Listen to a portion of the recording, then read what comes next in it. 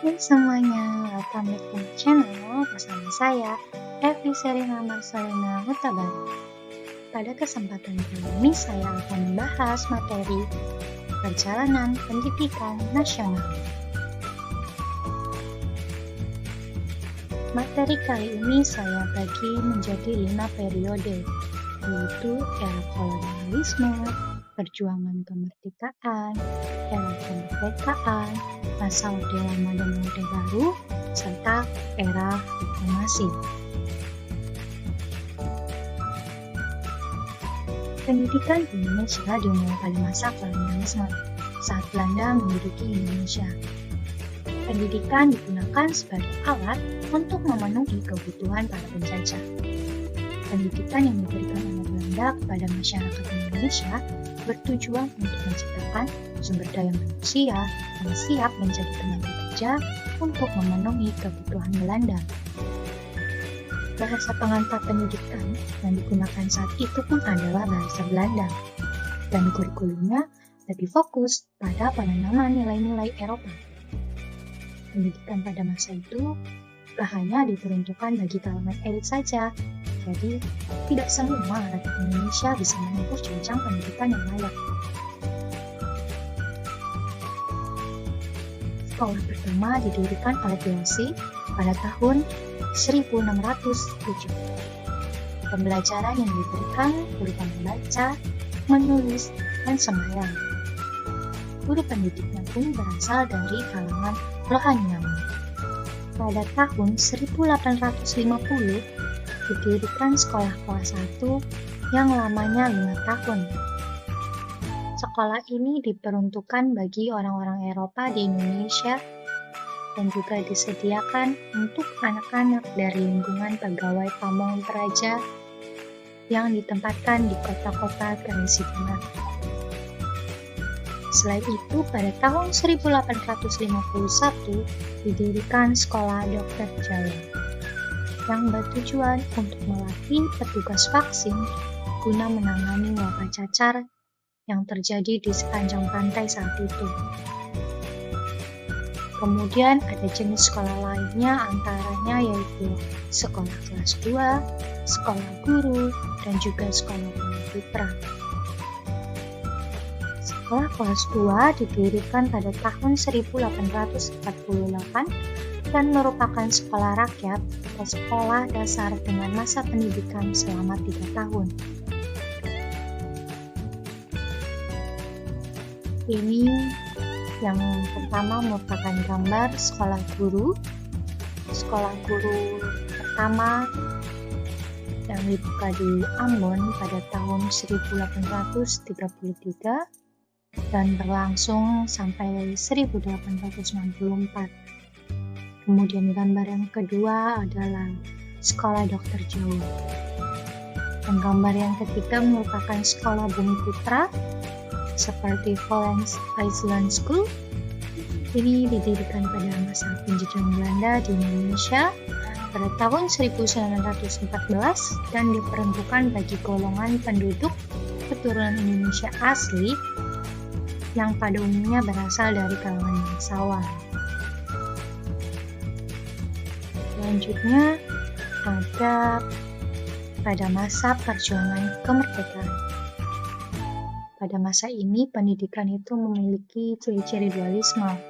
Di satu pihak, pendidikan dan pengajaran berlangsung di daerah-daerah yang federal yang dikuasai atau dipengaruhi oleh Belanda, sedangkan di pihak lain langsung dikuasai oleh pemerintah Republik Indonesia.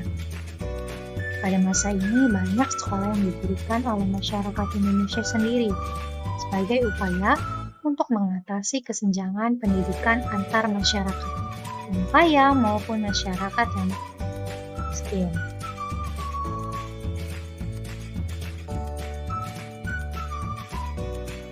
Pendidikan menjadi salah satu aspek penting dalam perjuangan kemerdekaan Indonesia.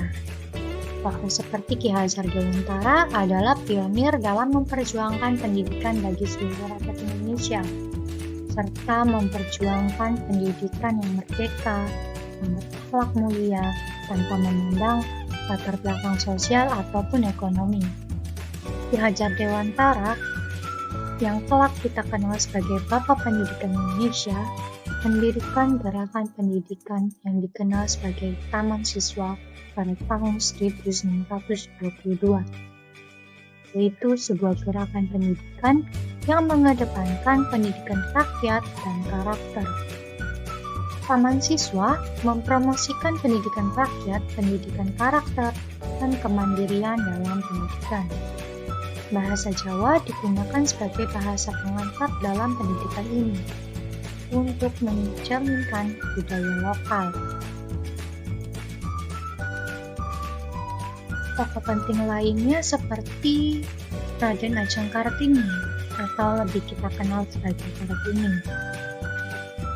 Beliau adalah seorang tokoh wanita yang terkenal dalam perjuangan emansipasi perempuan di Indonesia. Kartini mendukung pendidikan bagi perempuan dan menulis surat-surat yang terkenal yang menyuarakan hak-hak perempuan untuk mendapatkan pendidikan dan bebas dari pernikahan paksa. Beliau mendirikan sekolah untuk perempuan pribumi yang dikenal sebagai Sekolah Kartini. Sekolah Kartini ini didirikan pada tahun 1903.